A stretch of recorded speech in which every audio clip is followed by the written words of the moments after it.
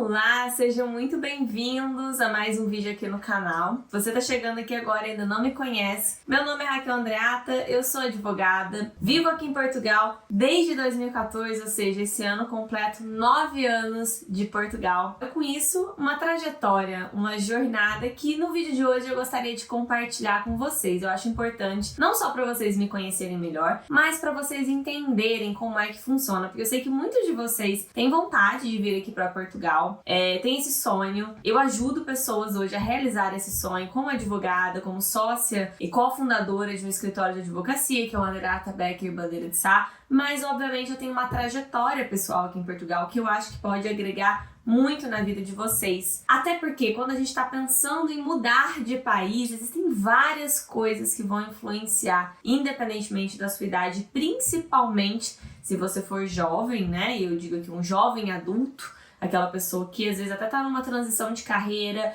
começou uma nova carreira ou já está posicionado na sua carreira atual e vem para Portugal para ingressar no mercado de trabalho completamente novo, numa cultura nova. Então existem fatores que são muito importantes de serem pensados. Eu acho que olhar para a jornada de alguém que já fez esse caminho, eu fiz esse caminho, né? Hoje eu tenho nacionalidade portuguesa já por tempo de residência. Eu sei que é o sonho de muitos de vocês que estão aí do outro lado, vir para Portugal como uma ferramenta de conquistar aí os 5 anos de residência legal para ter a nacionalidade portuguesa e para poder ter a liberdade geográfica de residir em qualquer país da União Europeia e também portas abertas para outros países do mundo, né? Infelizmente, o país que a gente tem a nacionalidade, ele define burocraticamente a nossa vida e as nossas oportunidades. Então fica aí comigo que eu vou soltar a vinheta e a gente já volta.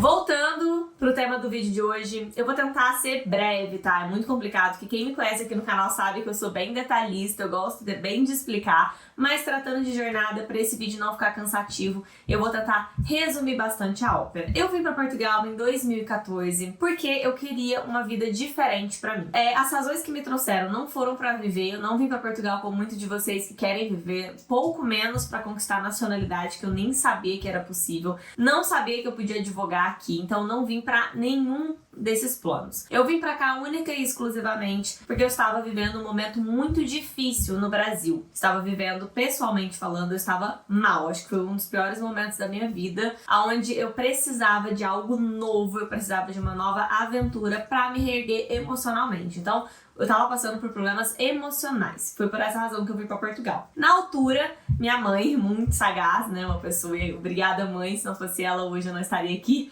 fazendo esse vídeo pra vocês, me deu esse incentivo, que era algo que eu tinha ouvido falar da possibilidade de fazer um mestrado, fazer uma pós-graduação na minha área, que é a área do direito, em Portugal. E eu tinha uma vez dito isso pra minha mãe muito aleatoriamente, tipo, ai mãe, acho que um dia eu vou pra Portugal. Sabe aquelas coisas nada a ver que você fala assim, um dia eu vou pra Portugal, nunca nem pesquisou, não sabe nem onde fica Portugal direito, nunca nem quis passear em Portugal, assim, tipo, nem sabia o que fazia, o que comia, quem vivia em Portugal. Mas eu falei, joguei essa boca, né, como a gente diz aqui hoje. E aí minha mãe, na época que sabia que eu tava passando por problemas complicados, emocionais, pegou essa deixa, falou, Raquel, você tá estudando muito pra concurso público, uma hora você vai acabar passando, e eu tinha acabado de sair da faculdade de Direito, né, então eu me formei em 2013, isso foi em 2014, em maio mais ou menos de 2014. Por que você não pega e vai pra Portugal? Eu falei, vou pensar. Aí eu falei, nossa, é verdade, tem essa opção.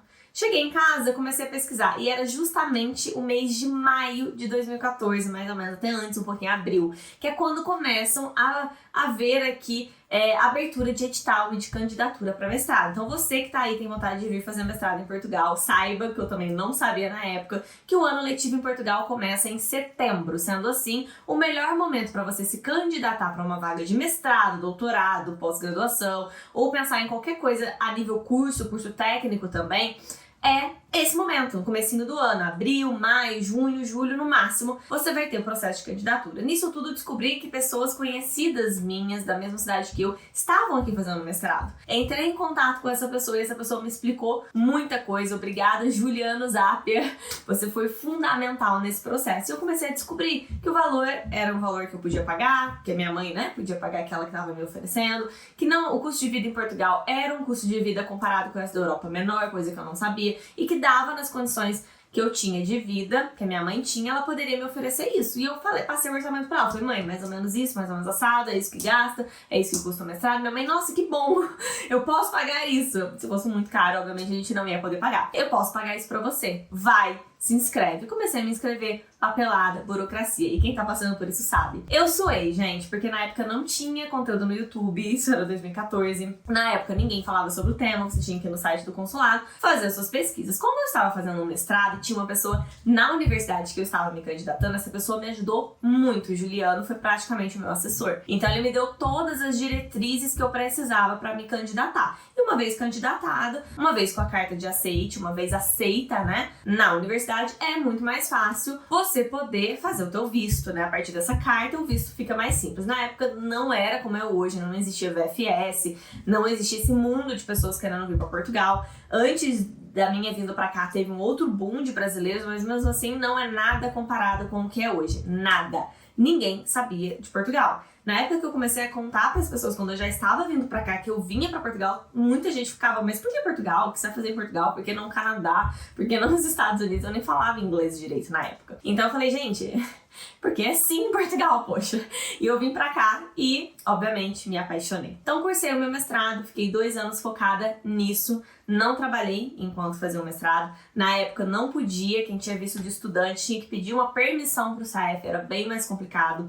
Não aceitavam, né, que eu trabalhasse nas empresas porque eu não tinha um visto de trabalho, sim um visto de estudo, que hoje, vocês que estão vindo aí, já não existe mais esse problema. Vocês têm permissão para trabalhar quem vem estudar, o que é um fator muito positivo, né? Então, não consegui arranjar empregos formais, também não conheci o mercado de emprego informal, que eu só fui conhecer mais tarde, quando eu trabalhei, obviamente, sem nenhum tipo de contrato. E fiquei 2 anos por conta do mestrado. Quando acabaram os 2 anos, eu falei, gente, eu não quero voltar para Portugal. Quer dizer, desculpe, não quero voltar para o Brasil de jeito nenhum. Eu estou apaixonada. E a minha razão de estar apaixonada por Portugal não é só o país, que é incrível, com certeza é incrível, mas é porque eu estava me transformando aqui. E eu associava muito a pessoa que eu estava me transformando, tudo que Portugal fez, obviamente, emocionalmente pra mim, né? Porque os meus problemas emocionais lá de trás ficaram pra trás e eu consegui me reerguer aqui. Então eu estava muito apegada a essa pessoa que eu era. E eu senti a sensação que se eu não continuasse aqui, eu não ia continuar sendo essa pessoa que estava em construção, que estava em formação. E nesse momento, bom, emprego na minha área. Também não era em 2014, na verdade isso já era 2016, algo fácil de conseguir. Ou você trabalhava no escritório de advocacia, ou você trabalhava no escritório de advocacia. Você não tinha como. Até podia abrir minha portinha, mas assim, eu não ia ter clientes, não existia essa coisa do direito imigratório, não existia. A internet estava começando, o YouTube estava começando a virar um canal de vídeos, deixando de ser um canal de músicas e clipes, né, como era antigamente. Então o YouTube começou com essa produção de conteúdo, mas ainda era muito blogueiros, pessoas fazendo. Eu não tinha essa inteligência, esse conhecimento para operar na internet, para ganhar dinheiro na internet, nada disso. Isso veio muito depois, também fruto aqui de Portugal, deu uma experiência profissional. Na época eu falei, minha mãe falou, filha, 2 aninhos passaram, mames, volta pro Brasil ou fiquei por sua conta. Justo, né? Mais do que justo. Falei, não, vou arranjar um jeito. Por muita sorte, eu conheci um pessoal de um projeto de cerveja artesanal naquela época. Foi o meu primeiro trabalho informal. Eu vendia cerveja numa barraquinha. Eu vou ver se eu encontro alguma foto dessa época que eu vou colocar aqui pra vocês. Eu vendia cerveja numa barraquinha em Belém. E era cerveja no tap. Eu sempre gostei de vender, sempre gostei de conversar com pessoas. Inglês naquela época, muito pouco ou quase nenhum. E foi aonde eu comecei a estudar inglês, a partir da necessidade de atender pessoas. Tinha uma amiga minha que trabalhava lá nessa barraquinha e me apresentou pro dono. A gente tá precisando de pessoas pra fazer turno, eles trabalhavam com turno, vendendo cerveja. Eu falei, gente, eu não entendo nada de cerveja. O que é isso, cerveja artesanal? Não entendia nada sobre isso. Não falo inglês. Lá só tem gringo passando pra comprar a cerveja. Minha amiga, não, mas é muito simples, tem que falar meia dúzia de palavras. Comecei a estudar palavras que eu precisava falar pra vender cerveja. Comecei a entender como é que eu falava, botar no Google, repetir aquelas frases, entender de cerveja, saber o script da venda de cada um dos tipos de cerveja artesanal em inglês e em português, e quase em francês também. Depois comecei a estudar, mas enfim, não... era um pouquinho estranho meu francês. Mas comecei a estudar muito para fazer o meu melhor. E comecei a bater metas de venda na barraquinha, né? Conversar com as pessoas, explicar a cerveja. Eu comecei a estudar, eu não só falava, aqui a gente tem uma IPA, uma APA, aqui a gente tem uma Blonde Ale. Eu explicava o que é uma Blonde Ale, o que é uma IPA, de onde veio. Eu começava a viajar, né, gente? Olha aqui o canal. Porra, eu adoro explicar as coisas. Eu explicava, a pessoa ficava assim, não, eu quero... E aí as pessoas começavam a comprar, e aí vinha fila, e a gente não pode ver uma fila que a gente quer entrar, né? E aí as pessoas entravam e eu fazia fila naquela barraquinha vendendo aquela cerveja. Meu chefe começou a ficar, o que aconteceu? O que tá acontecendo nesse faturamento dessa mota? Chamava de mota, né? Que era um carrinho assim. Aí ele veio ter comigo, né? Eu não conhecia ele, conhecia só o subordinado dele que fazia lá a gerência da moto. Aí ele veio conversar comigo, veio perguntar o que eu fazia, fiquei lá o verão todo trabalhando nessa moto, já finalzinho de 2016, né? Então 14, fiquei 2015 inteiro, quase 2016 inteiro, com a minha mãe me ajudando financeiramente. Final de 2016 comecei a trabalhar. Acabou o verão, eu falei, ferrou, né? A moto não abria no inverno. Eu falei, nossa, e agora? Aí eles me ofereceram um trabalho na própria cervejaria. E na cervejaria eu comecei num tapzinho, no barzinho que eles tinham lá de inverno. E do barzinho fui pra festivais, de festivais fui pra vender mesmo B2B da cerveja. Foi quando eu comecei a vender cerveja para pessoas que queriam vender cerveja. E fui inserida mesmo no projeto, e fui realmente contratada. E nessa cerveja eu fiquei durante 2017, 2018 e um pouquinho de 2019. Então fiquei cerca de 3 anos, mais ou menos, trabalhando com a cerveja artesanal. E foi ali que eu entendi de negócios, entendi de mercado, entendi de marketing. Porque como era um projeto pequeno, eu podia entender um pouco de tudo. Foi onde eu fui entender de impostos aqui em Portugal, fui entender de empresas, de constituição de empresas, do que é que fazia, do que é que não fazia, como é que funcionava, de onde vem o dinheiro, porque é muito legal, né, gente? A gente olhar para uma empresa e falar que é uma empresa, mas muitas vezes a gente não sabe os custos associados, o custo do produto, o custo de aquisição de um cliente. E meu chefe, ele conversava muito comigo, ele me trazia muito pra perto porque às vezes eu tinha umas ideias mirabolantes e falava, cara, não é assim que funciona. Eu falava, mas por que não é assim que funciona? Porque eu ficava, é verdade? Porque a matemática de um negócio não é uma coisa tão simples, né, gente? Não é A mais B é igual a C. Não, é muitas variáveis, né? Pra você conhecer, escalar um negócio, são muitas variáveis que existem por detrás. E me foi dado ali a oportunidade de trabalhar com marketing da própria cerveja. Então eu fazia venda, eu era tipo uma embaixadora da marca, que visitava os clientes, dava meu rosto e a minha cara para várias coisas da marca, né? Mais em festivais de venda, em mostrar showroom de produtos, grandes garrafeiras, fui conhecendo grandes pessoas aqui em Portugal. Eu falo que até hoje meu telefone toca, pessoas daquela época perguntando o que eu tô fazendo hoje da minha vida, se eu estou disponível para trabalhar. Porque as pessoas me conheceram ali, meu perfil de trabalho, muitas delas gostaram, porque eu sou bem...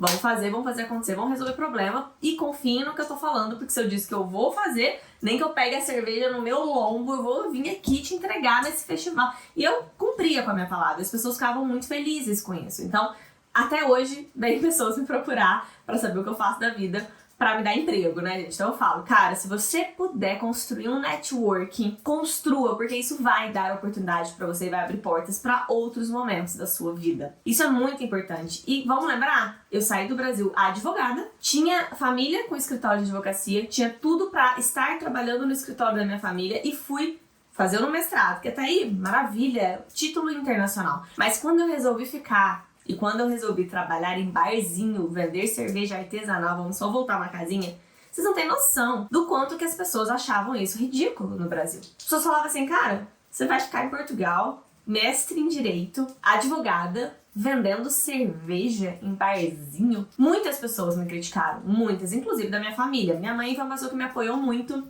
e nessa época ela veio pra cá, veio conhecer as pessoas do barzinho, veio entender. Eu vi que ela se admirou muito. Ela me viu lavar copo, ela me viu lavar chão, ela me viu... E eu sempre fiz, gente, esse tipo de trabalho, sempre fui uma pessoa da faxina, mas, né, que sempre esteve disposta a trabalhar da faxina, assim, sempre limpei. E o que falam? Ai, precisa bater a roupa, o que é isso? Nunca foi uma coisa difícil pra mim, não. Sempre cuidei muito da minha casa, das minhas coisas, mas minha mãe ficou muito admirada. Em vez dela ficar tipo, nossa, isso não é pra você, ela ficou admirada com isso, ficou muito feliz, conheceu as pessoas, conheceu meu chefe, viu as pessoas que estavam ali, mostrou também que eu tinha família, né? Porque quando a gente tá aqui em Portugal, sozinho principalmente, mulher, jovem, é bom, né? Mostrar que essa pessoa, sim, ela tem família, sim, ela é uma pessoa normal como outra qualquer. Isso trouxe também um respeito muito grande da equipe, pela minha mãe, por mim, por conhecer um pouco mais das minhas raízes, né? Isso foi muito, muito, muito legal de acontecer naquela época. Mas as pessoas, em 90%, elas me achavam louca. E quando eu ia pro Brasil, as pessoas perguntavam onde eu estava trabalhando, eu sempre sentia um constrangimento em falar. Porque eu via que a pessoa ficava, aí era a mãe daquele meu amiguinho que passou em medicina e tava já cursando, e ela... fulano tá lá, acabou de terminar medicina, tem um consultório na Faria Lima, não sei o que, e eu, tô trabalhando com cerveja artesanal, que legal, sabe? E é isso, gente, são trajetórias. Hoje é muito legal me ver aqui na minha profissão, e naquela época eu resolvi me inscrever na ordem paralelamente.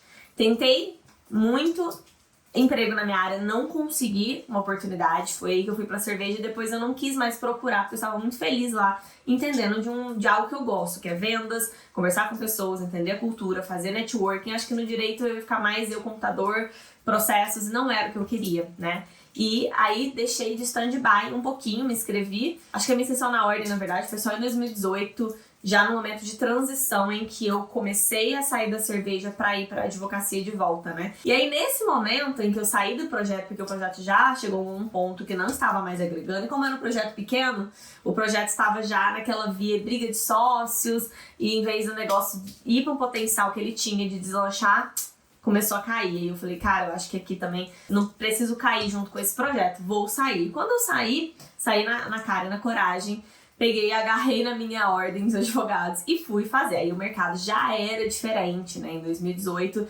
já existiam mais oportunidades. E junto com o direito, eu fui ainda tendo clientes de marketing, porque eu tinha apresentado muita coisa, eu tinha aprendido muita coisa de marketing naquela época e resolvi aplicar isso. Então comecei a trabalhar com lançamentos digitais, com infoprodutos, para fazer um caixa 2 ali, né?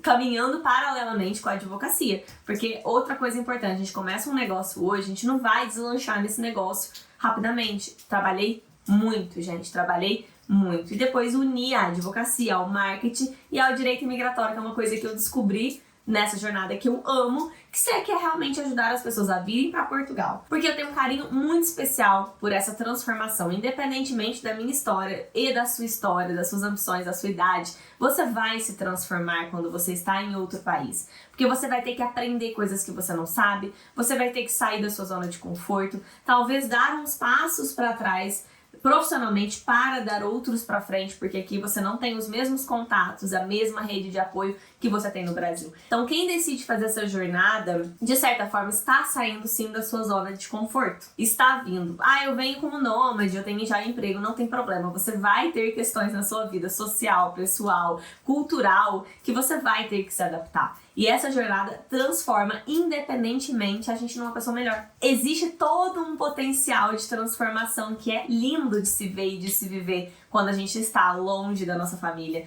longe dos nossos amigos, longe do nosso conforto. E eu acho que ver e saber que eu tô ajudando a pessoa a dar esse passo inicial, assim como eu fui ajudada lá atrás também, é muito legal. Acho que a parte mais bacana, assim, que é o mais me interessa no meu trabalho, é olhar para as pessoas e principalmente eu trago as pessoas para cá e depois ver a evolução delas, às vezes até num curto período de tempo. Algumas pessoas sofrem mais, outras sofrem menos, outras rapidamente vêm para cá para trabalhar para alguém, depois já tá abrindo uma empresa, já tá fazendo, já tá acontecendo, porque existe um potencial de trabalho aqui em Portugal, sim. Mas é necessário a gente saber que a gente vai ter que trabalhar. E vai ter que abrir mão de determinado conforto que a gente tem no Brasil, que a gente vai ter que dar um passo para trás muitas vezes em determinadas áreas da nossa vida para dar outros para frente. Portugal é um país maravilhoso, é um país com segurança, com qualidade de vida, com impostos mais caros também do que a maioria das pessoas imagina. Muita gente se ilude achando que o Brasil é muito caro de imposto, mas aqui em Portugal é mais caro.